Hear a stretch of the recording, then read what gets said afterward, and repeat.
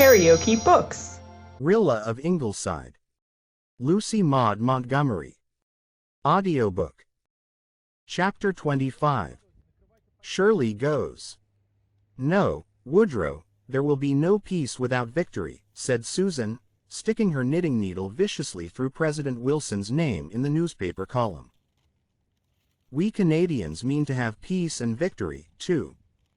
You, if it pleases you, Woodrow, can have the peace without the victory," and Susan stalked off to bed with the comfortable consciousness of having got the better of the argument with the president. But a few days later she rushed to Mrs. Blythe in red-hot excitement. "Mrs. Drive, dear, what do you think? A phone message has just come through from Charlottetown that Woodrow Wilson has sent the German ambassador man to the right about at last. They tell me that means war. So I begin to think that Woodrow's heart is in the right place after all, wherever his head may be, and I am going to commandeer Little Sugar and celebrate the occasion with some fudge, despite the howls of the food board. I thought that submarine business would bring things to a crisis. I told Cousin Sophia so when she said it was the beginning of the end for the Allies." "Don't let the doctor hear of the fudge, Susan," said Anne, with a smile. "You know he has laid down very strict rules for us along the lines of economy the government has asked for." "Yes, Mrs. Drive, dear, and a man should be master in his own household, and his women folk should bow to his decrees. I flatter myself that I am becoming quite efficient in economizing." Susan had taken to using certain German terms with killing effect, but one can exercise a little gumption on the quiet now and then. "Shirley was wishing for some of my fudge the other day, the Susan brand, as he called it, and I said, 'The first victory there is to celebrate I shall make you some.' I consider this news quite equal to a victory, and what the doctor does not know will never grieve him. I take the whole responsibility, Mrs. Drive, dear, so do not you vex your conscience." Susan spoiled Shirley shamelessly that winter. He came home from Queen's every weekend, and Susan had all his favorite dishes for him, in so far as she could evade or wheedle the doctor, and waited on him hand and foot. Though she talked war constantly to everyone else, she never mentioned it to him or before him, but she watched him like a cat watching a mouse. And when the German retreat from the Bapaume salient began and continued, Susan's exultation was linked up with something deeper than anything she expressed. Surely the end was in sight, would come now before anyone else could go. "Things are coming our way at last. We have got the Germans on the run," she boasted.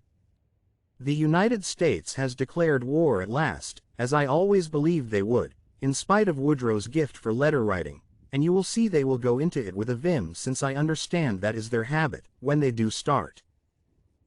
And we have got the Germans on the run, too." "The States mean well," moaned Cousin Sophia, "but all the vim in the world cannot put them on the fighting line this spring, and the Allies will be finished before that. The Germans are just luring them on.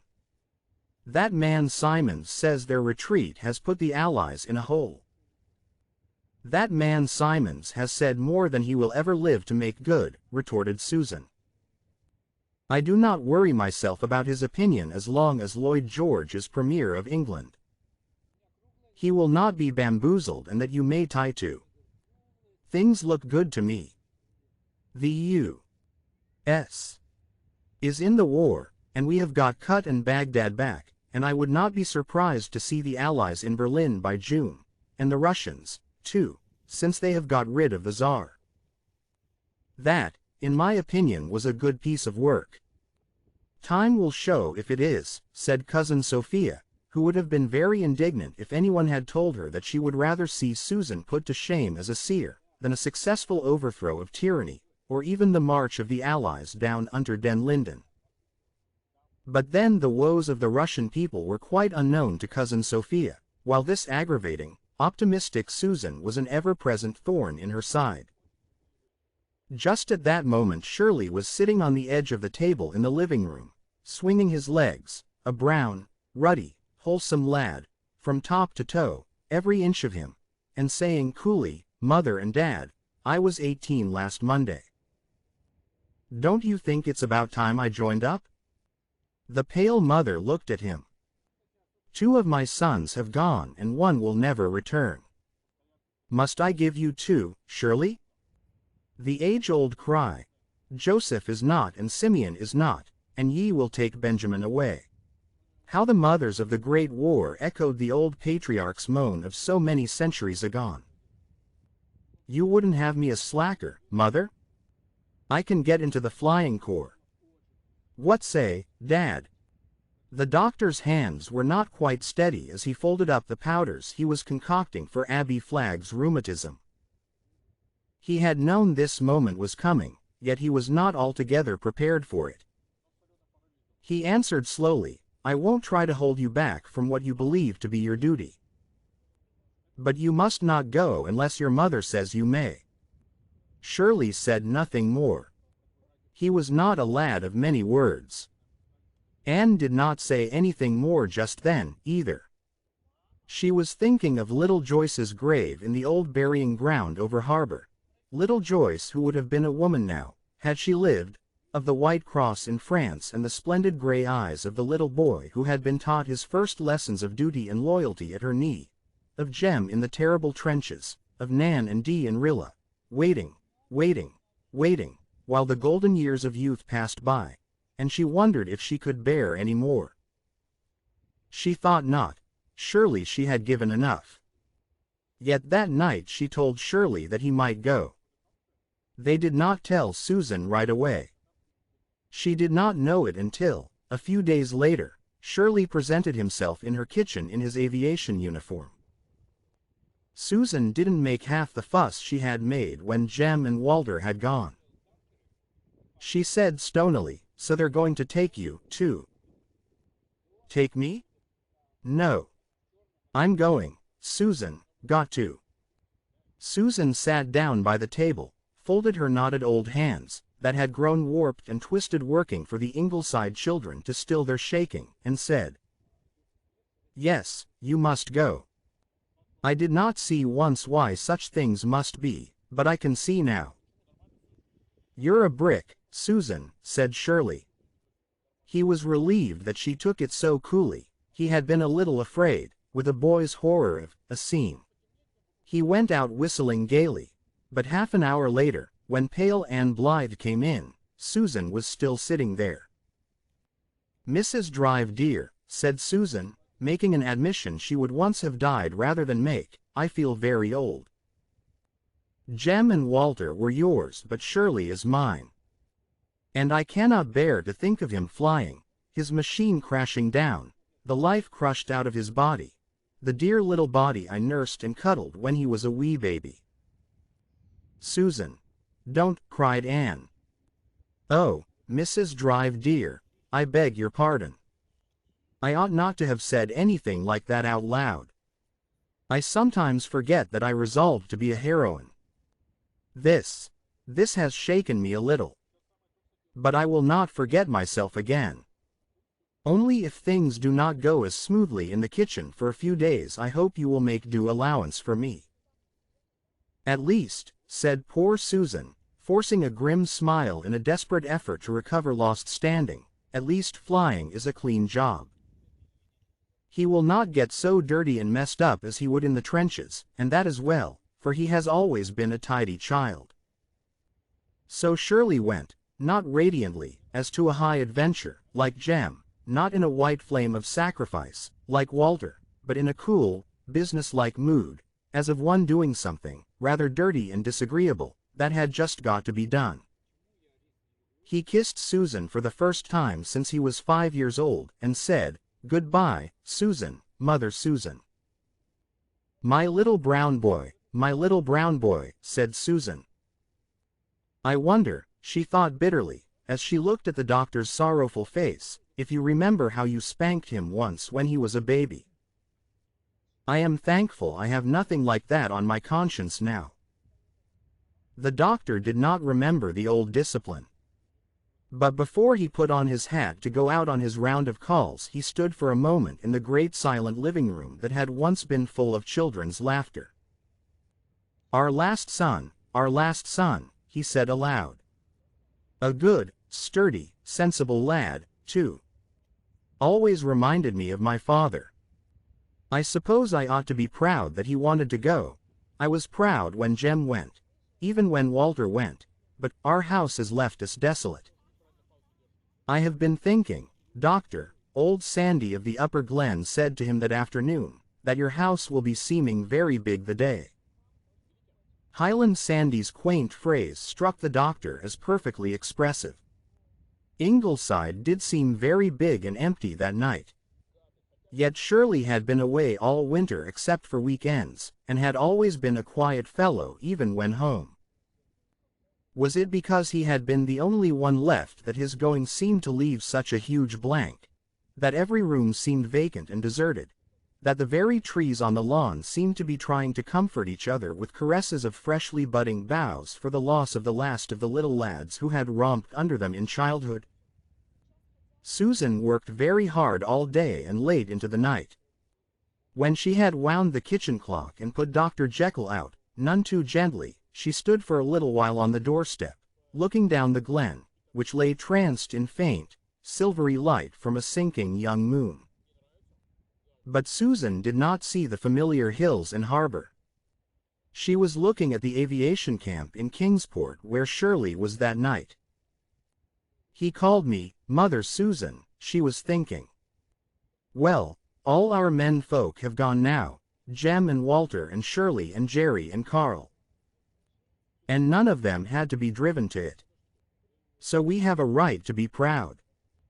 But pride, Susan sighed bitterly, pride is cold company and that there is no gainsaying. The moon sank lower into a black cloud in the west, the glen went out in an eclipse of sudden shadow, and thousands of miles away the Canadian boys in khaki, the living and the dead, were in possession of Vimy Ridge. Vimy Ridge is a name written in crimson and gold on the Canadian annals of the Great War. The British couldn't take it and the French couldn't take it, said a German prisoner to his captors, but you Canadians are such fools that you don't know when a place can't be taken. So the fools took it and paid the price. Jerry Meredith was seriously wounded at Vimy Ridge, shot in the back, the telegram said. Poor Nan, said Mrs. Blythe, when the news came. She thought of her own happy girlhood at Old Green Gables. There had been no tragedy like this in it. How the girls of today had to suffer. When Nan came home from Redmond 2 weeks later, her face showed what those weeks had meant to her. John Meredith, too, seemed to have grown old suddenly in them. Faith did not come home. She was on her way across the Atlantic as a VAD. Dee had tried to wring from her father consent to her going also, but had been told that for her mother's sake it could not be given. So Dee, after a flying visit home, went back to her Red Cross work in Kingsport. The Mayflowers bloomed in the secret nooks of Rainbow Valley. Rilla was watching for them. Jem had once taken his mother the earliest Mayflowers. Walter brought them to her when Jem was gone. Last spring Shirley had sought them out for her. Now, Rilla thought she must take the boy's place in this. But before she had discovered any, Bruce Meredith came to Ingleside one twilight with his hands full of delicate pink sprays. He stalked up the steps of the veranda and laid them on Mrs. Blythe's lap. Because Shirley isn't here to bring them, he said in his funny, shy, blunt way. And you thought of this, you darling, said Anne, her lips quivering, as she looked at the stocky, black-browed little chap, standing before her, with his hands thrust into his pockets. I wrote Jem today and told him not to worry about you not getting your Mayflowers, said Bruce seriously, 'cause I'd see to that. And I told him I would be 10 pretty soon now, so it won't be very long before I'll be 18, and then I'll go to help him fight, and maybe let him come home for a rest while I took his place. I wrote Jerry, too. Jerry's getting better, you know. Is he? Have you had any good news about him? Yes. Mother had a letter today, and it said he was out of danger. "Oh, thank God," murmured Mrs. Blythe, in a half-whisper. Bruce looked at her curiously. "That is what Father said when Mother told him. But when Elle said it the other day when I found out Mr. Mead's dog hadn't hurt my kitten, I thought he had shooken it to death, you know." Father looked awful solemn and said I must never say that again about a kitten. But I couldn't understand why, Mrs. Blythe. I felt awful thankful, and it must have been God that saved Stripey, because that Mead dog had 'normous jaws, and oh, how it shook poor Stripey. And so why couldn't I thank him? Course, added Bruce reminiscently, maybe I said it too loud, 'cause I was awful glad and excited when I found Stripey was all right. I most shouted it, Mrs. Blythe. Maybe if I'd said it sort of whispery like you and Father it would have been all right. Do you know, Mrs. Blythe?" Bruce dropped to a whispery tone, edging a little nearer to Anne. "What I would like to do to the Kaiser if I could." "What would you like to do, laddie?" "Norman Reese said in school today that he would like to tie the Kaiser to a tree and set cross dogs to worrying him," said Bruce gravely. "And Emily Flagg said she would like to put him in a cage and poke sharp things into him. And they all said things like that. But Mrs. Blythe," Bruce took a little square paw out of his pocket and put it earnestly on Anne's knee, "I would like to turn the Kaiser into a good man. A very good man. All at once if I could. That is what I would do. Don't you think, Mrs. Blythe, that would be the very worstest punishment of all?" "Bless the child," said Susan, "how do you make out that would be any kind of a punishment for that wicked fiend?" "Don't you see," said Bruce, looking levelly at Susan, out of his blackly blue eyes, "if he was turned into a good man he would understand how dreadful the things he has done are, and he would feel so terrible about it that he would be more unhappy and miserable than he could ever be in any other way. He would feel just awful, and he would go on feeling like that forever." "Yes." Bruce clenched his hands and nodded his head emphatically. "Yes, I would make the Kaiser a good man. That is what I would do. It would serve him 'zactly right." If you liked what you heard, please subscribe to the channel.